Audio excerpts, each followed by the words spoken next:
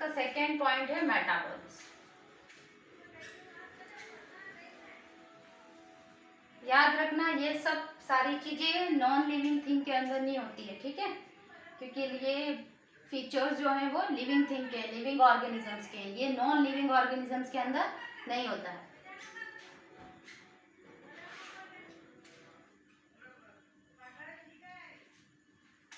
अब मेटाबॉलिज्म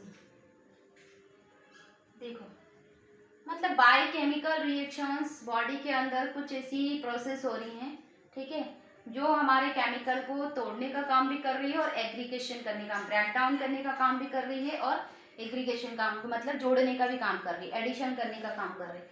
तो वो जो प्रोसेस है वो मेटाबॉलिज्म एक्टिविटी कहलाती है। लेकिन ये इंडिविजुअल पर डिपेंड करता है। जैसे मेरी मेटाबॉलिज्म एक्टिविटी कैसे परफॉर्म करती है, ये मेरे ऑर्गन सिस्टम पर डिपेंड करता है, मेरे ऑर्गन बनने पर डिपेंड करता है कि मेरा लीवर किस टाइप से काम कर रहा है, मेरा लीवर एक एनर्जेटिक है, एक्टिव है, मेरी किडनी किस टाइप से काम कर रही है। मेरा और आपका मेटाबॉलिज्म सेम है क्या, बताइए, नहीं ना। हाँ, मेरा और आपका मेटाबॉलिज्म सेम नहीं है। क्यों? क्योंकि आप अगर मान भी लिए कि आप सुबह ब्रेकफास्ट कर रहे हैं, मैं भी कर रही हूँ, वही खाना आप भी खा रहे हैं, मैं ही खा रही हूँ, ठीक है, शाम का भी वही लंच, वही ब्रेकफास्ट, वही लंच, ठीक है, वही सब कुछ हम सेम सेम ले रहे हैं।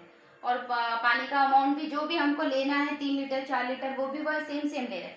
लेकिन मेटाबॉलिज्म एक्टिविटी इंडिविजुअली फिर भी डिफ्रेंशिएट होगी, ठीक है, मतलब डिफरेंट रखेगी। मेरी पर्सनालिटी और आपकी पर्सनालिटी सिमिलर नहीं है, ठीक है, कुछ कैरेक्टर मिल सकते हैं, ठीक है, बिहेवियर कैरेक्टर्स मिल सकते हैं, ठीक, को स्माइल करना पसंद है तो मुझे स्माइल करना पसंद हो सकता है, ठीक है, आपको गुस्सा करना पसंद है लेकिन मुझे गुस्सा करना पसंद नहीं है, हो सकता है। तो ये सब जो है वो एक्सटर्नल बिहेवियर को शो कर रहा है। इंटरनल बिहेवियर है ये मेटाबॉलिज्म एक्टिविटीज, ठीक है, मतलब आपका लीवर किस तरह से काम कर रहा है, आपकी किडनी, आपका हार्ट, आपका हाइपोथैलेमस माइंड, ठीक है, आपके हाथ, आपके पैर, आपकी बॉडी मूवमेंट, किस आपका पोस्चर अब किस तरीके से वर्क कर रहा है। तो ये सब सारी चीजें किस पर डिपेंड करती है कि आप फूड मटेरियल कैसा है, ठीक है, क्योंकि एक नॉन लिविंग थिंग तो काम कर ही रही है, क्योंकि आप खड़े खड़े भी अभी सांस ले रहे हैं लेकिन आपको पता नहीं चल रहा है कि आप सांस ले रहे हैं, ठीक है, प्यास भी लग रही है, वो मैसेज भी आपको माइंड दे रहा है तो आप पानी की तरफ मुड़ रहे हैं। लेकिन ये जो एक्टिविटीज है वो आपके मेटाबॉलिज्म पर डिपेंड करती है कि आपका बॉडी उसको कैसे परफॉर्म करता है। तो इंडिविजुअली टोटली मेटाबॉलिज्म एक्टिविटी क्या होती है, अलग अलग होती है, सेम नहीं होती। लेकिन जो अगर आप इसको डिफाइन करें कि मेटाबॉलिज्म एक्टिविटी क्या होती है, तो जो भी केमिकल है, जो भी केमिकल कंपाउंड है, उनका क्या होना, ब्रेक डाउन और एडिशन होना, ये टेक्निक्स क्या कहलाती है, प्रोसेस क्या कहलाती है, metabolism. The sum of the total all types of chemical reactions occurring in an individual due to specific interaction among different types of molecule in the interior of the cell called metabolism. Different type, एक water ही नहीं होगा, एक H2 ही नहीं होगा, वो hydrogen, oxygen, carbon, nitrogen, जितने भी आपने केमिस्ट्री में पीरियोडिक टेबल के अंदर एलिमेंट्स या कंपोनेंट्स पढ़े हैं उन सब का नीड अर्थ में है, ठीक है, तभी वो है ना, अननेसेसरी कुछ भी नहीं है इस अर्थ में, ठीक है, इन्वायरमेंट में अननेसेसरी कुछ भी नहीं, सब एक दूसरे को सपोर्ट कर रहे हैं, एक दूसरे को हेल्प कर रहे हैं, तभी वो आगे बढ़ रहे हैं और खुद का डेवलपमेंट भी वो तभी कर रहे हैं, ठीक है। तो यहाँ पे मेटाबॉलिज्म एक्टिविटीज में all activities of organism including growth, movement, development, reproduction, responding, self regulation etcetera are due to metabolism. Metabolism की जो टेक्निक है वो 2 टाइप्स में डिफाइन की गई है, 2 टाइप्स ऑफ मेटाबॉलिज्म।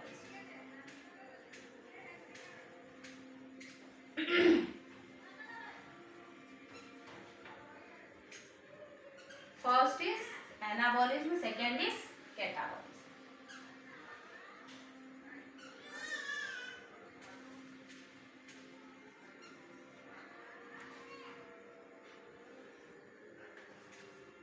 ठीक है, एनाबॉलिज्म के अंदर जितने भी केमिकल मटेरियल है वो क्या होंगे, बिल्डअप होंगे, मतलब एडिशन होगा, ठीक है, उस प्रोसेस को हम कहते हैं फोटोसिंथेसिस। ये प्रोसेस किसके अंदर होती है, प्लांट के अंदर।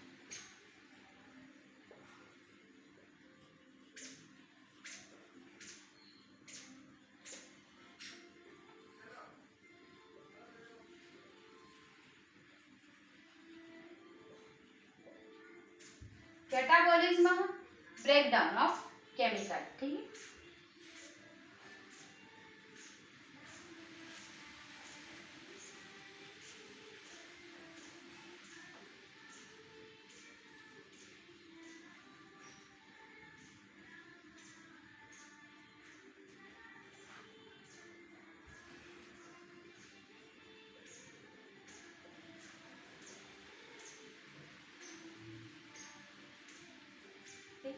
टू टाइप्स ऑफ मेटाबॉलिज्म, जिसके अंदर कैटेगरीज में डिवाइड किया गया है। First is anabolism, second is catabolism.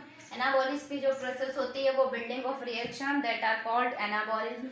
यहाँ पे ब्रेकडाउन ऑफ रिएक्शंस, ठीक है, दैट आर कॉल्ड कैटाबॉलिज्म।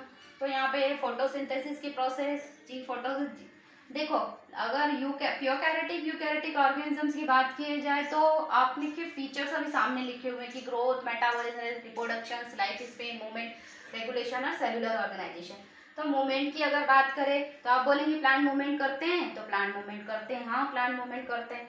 जब फूड मटेरियल की जरूरत पड़ती है सनलाइट की तरफ मुड़ जाते हैं, ठीक है। अब वैसे जैसे हमको पानी की प्यास लग रही तो हम पानी की तरफ मुड़ गए, हाँ खाना चाहिए या भूख लग रही है तो हम किचन की तरफ गए खाना लेने। तो उस टाइप से प्लांट भी वैसे ही मूव करते हैं, ठीक है। जब उनको ऐसे फूड मटेरियल या एनर्जी बनाने की जरूरत होती है वो सनलाइट की तरफ अपने आप को मोड़ लेते हैं, ठीक है, सनलाइट लेते हैं। अभी उसकी प्रोसेस आपने 10th क्लास में बहुत अच्छे से पढ़ी है कि उनको कैसे ग्लूकोज बनाना है, ठीक है। ये है फोटोसिंथेसिस, किसके अंदर आता है, मेटाबॉलिज्म की एक फर्स्ट टाइप्स होता है एनाबॉलिज्म, जिसके अंदर सारे केमिकल मटेरियल क्या होते हैं, मतलब ऐड होते हैं, बिल्डिंग ऑफ रिएक्शंस। यहाँ पे ये है catabolism, breakdown of reaction, respiration. देखो क्या काम है हमारे रेस्पिरेशन का, ह्यूमन बॉडी का, एनिमल बॉडी का, बर्ड्स कैसे करते हैं रेस्पिरेशन, कैसे वो सांस लेते हैं। सारे अर्थ में या एयर में जितने भी प्रेजेंट अमाउंट में एलिमेंट है वो सब बॉडी के अंदर आते हैं। मैंने ऐसा सोच लिया कि मेरे को ऑक्सीजन चाहिए तो मैंने और बस एयर से ऑक्सीजन ले ली, ऐसा ऐसा किया क्या कि मेरे को बाहर से दिख गई कि नहीं वहाँ ऑक्सीजन है तो मैं वहाँ गई और मैंने ऑक्सीजन ले ली, इधर दिखा तो इधर ऑक्सीजन ले ली, कार्बन डाइऑक्साइड को छोड़ दिया, ऐसा किया नहीं। एलिमेंट सारे बॉडी के अंदर जा रहे हैं, वो नाइट्रोजन भी हो सकता है, वो ऑक्सीजन, वो कार्बन, वो हाइड्रोजन, वो किसी भी फॉर्म में हो सकता है। लेकिन किडनी का काम क्या है, रेस्पिरेशन करने की प्रोसेस, ठीक है ना, रेस्पिरेशन की प्रोसेस करता है, जिसके अंदर जो केमिकल हमको नहीं चाहिए, जो एलिमेंट हमको नहीं चाहिए उनको वो बाहर निकालने का काम करता, मतलब बाहर निकल वेस्ट मटेरियल। और आपने ये पढ़ा ही है कि किडनी के फॉर्म में लेफ्ट और राइट किडनी का क्या वर्क होता है, ठीक है, वो उस प्रोसेस को हम क्या कहते हैं, respiration.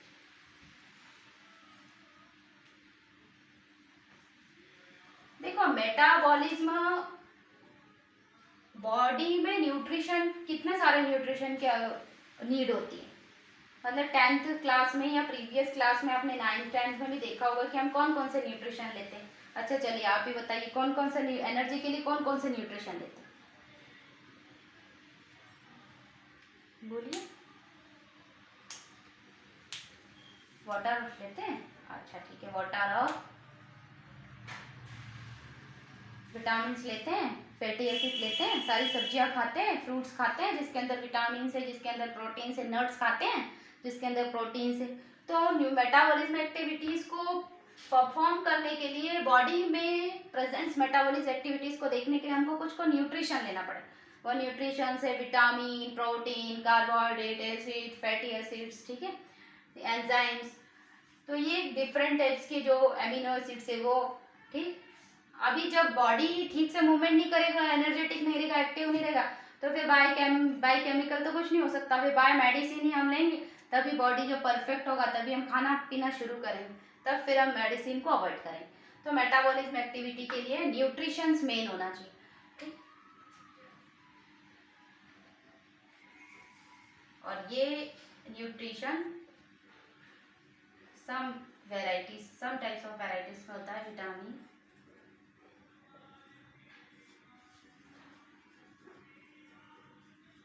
Carbohydrates, protein, acids, enzymes. कितना क्लियर हुआ, इतने में किसी को कोई भी डाउट है?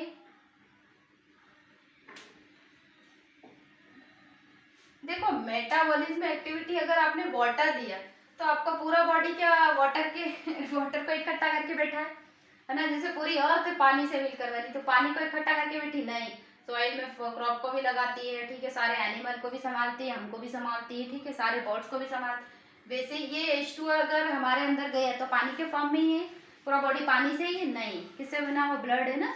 हाँ, तो बहुत सारी ऐसी बायोकेमिकल रिएक्शंस होती है, ठीक है, जो ग्लूकोज को किसमें डिवाइड कर देती है? ग्लाइकोजन एंड लैक्टोज में। इसीलिए आपने पढ़ा होगा glycolysis cycle, glucose cycle, Krebs cycle, ATP cycle, पता है?